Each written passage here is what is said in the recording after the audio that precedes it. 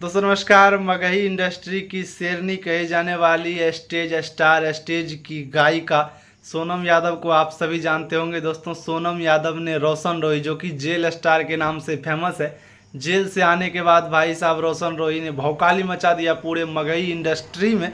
दोस्तों बता दें, रोशन रोही का एक गाना था कि तोर जेलवे में कट तो जवानी, छोड़ा रे बहुत झलवी परेशानी, ऐसे करके उनका एक गाना था, जिस गाने पर सोनम यादव ने, जो कि मगही इंडस्ट्री की बहुत अच्छी गायिका है और रील भी बनाती है, तो उन्होंने जो है गजब तरीके से रोशन रोही के इस गाने पर रील बना दिया है, जो कि पूरे इंस्टाग्राम पर वायरल हो रहा है। लगातार जो है सोनम यादव के जितने भी चाहने वाले हैं वो इस रील को पसंद कर रहे हैं, साथ ही साथ रोशन रोही को जितने फैंस थे वो भी खूब सपोर्ट कर रहे हैं। तो आप लोग स्क्रीन के माध्यम से देख पा रहे होंगे किस तरह से सोनम यादव ने रोशन रोही का सपोर्ट किया, जबकि सोनम यादव भी गायिका है और गायिका जो है या कोई गायक है वो दूसरे के गाने पर रील नहीं बनाता है, सिर्फ अपने गाने पर रील बनाते हैं।